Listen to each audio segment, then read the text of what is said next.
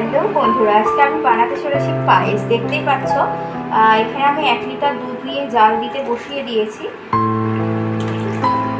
এই জাল দেওয়াটা খুব সুন্দর করে জাল দিতে হবে, যাতে দুধটা একটু ঘন ঘন হয়। পায়েস তৈরির আগে যদি দুধটাকে ঘন ঘন করা হয়, তাহলে পায়েসটা খেতে সুস্বাদু হয়।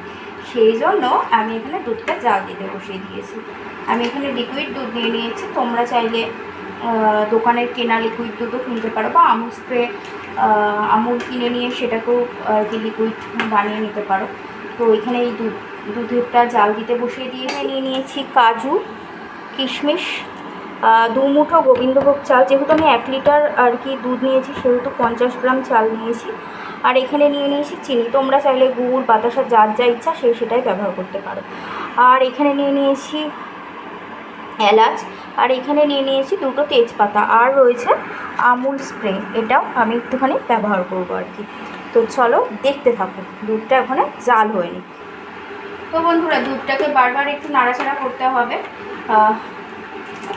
তো এই দেখো, আর দুধটা জাল হওয়ার সাথে সাথে কিন্তু এখানে চিনি অ্যাড করবে না তোমরা।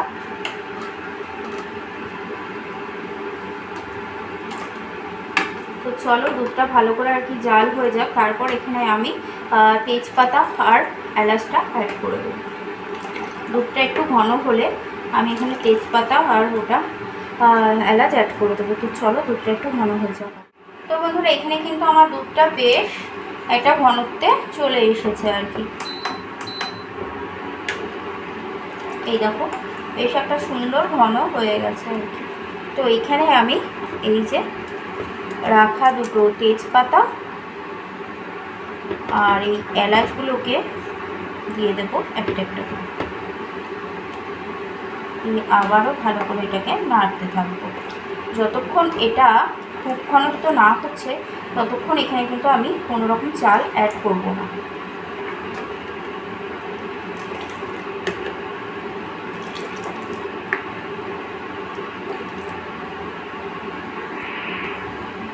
তো বন্ধুরা দেখো, এখানে দুধ বেশ ঘন হয়ে গেছে আর কি, খুব একটা পাতলা নেই। আর দেখতেই পাচ্ছ, এই যে এতটা ছিল দুধ, এখান থেকে কমতে কমতে এখানে চলে এসেছে। তোমরা দেখতেই পাচ্ছ, এই দেখো দুধের বেশ একটা ঘন হয়েছে।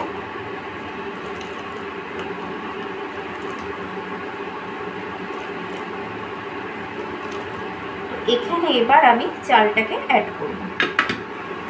যে চালটা আমি এখানে রেখে দিয়েছিলাম, এই যে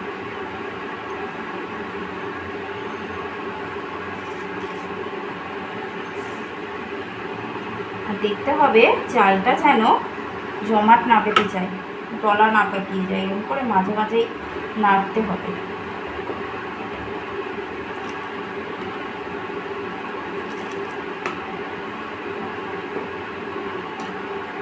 তো বন্ধুরা দেখতে থাকো, সাথে থাকো আর কি। আবার আমি একটু পর তোমাদের সাথে দেখা করছি।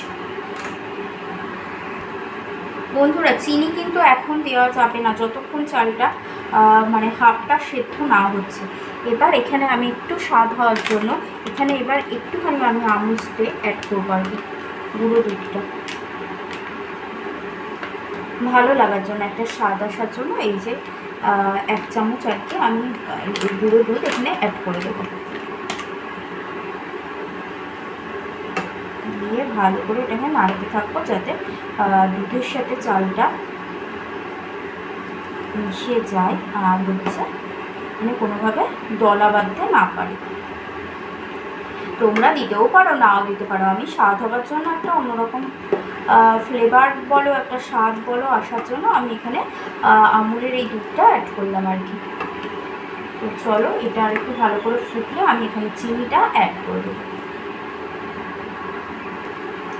তো বন্ধুরা, এবার আমার চালটা বেশ হাফ সেদ্ধ হয়ে গেছে আর কি।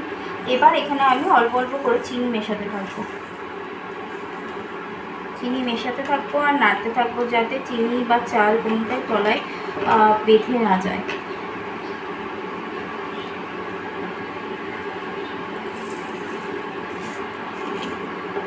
খুব একটা মিষ্টি দেবো না, কারণ খুব একটা মিষ্টি আমরা কেউই খাই না। মোটামুটি একটা মিষ্টি আর কি দেবো। যতক্ষণ চিনিটা না গলবে, ততক্ষণ আমাদের এটাকে নাড়িয়ে যেতেই হবে। ব্যাস, আর এখানে আমি চিনি অ্যাড করবো।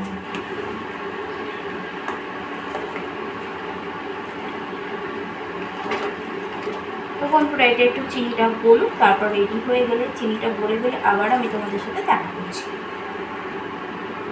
তো বন্ধুরা দেখতেই পাচ্ছ যে পায়েসটা বেশ সুন্দর হয়ে গেছে, কিন্তু এই দেখো বেশ সুন্দর হয়ে গেছে। এবার আমি এখান দিয়ে কিশমিশ কটা কাজু এখানে আমি দিয়ে দেবো। এটাকে আবার ভালো করে নাড়তে থাকবো যতক্ষণ না এটা একটা দুধ ভাব কেটে মাখো মাখো না হচ্ছে আর কি, ঘনত্ব না আসছে আর কি, অনেকটাই চলে এসছে এই দেখো। ততক্ষণ পর্যন্ত আমি এটাকে ভালো করে কুক করতে থাকবো। চলো একেবারে রেডি করে তোমাদের সাথে দেখা করছি। এই দেখো আমি পায়েস নামিয়ে একেবারে সাজিয়ে গুছিয়ে ফেলেছি। কেমন লাগছে দেখতে তাই বলো বন্ধুরা। যদি ভালো লেগে থাকে অবশ্যই লাইক কমেন্ট সাবস্ক্রাইব করো, পাশে থাকা বেল আইকনটি বাজিয়ে দিও। তো চলো আজকের মতো এখানে টাটা, সকলে ভালো থাকবে, সুস্থ থাকবে, দেখা হবে অন্য কোনো দিন অন্য কোনো ব্লগে। তো চলো সকলে ভালো থেকো, টাটা।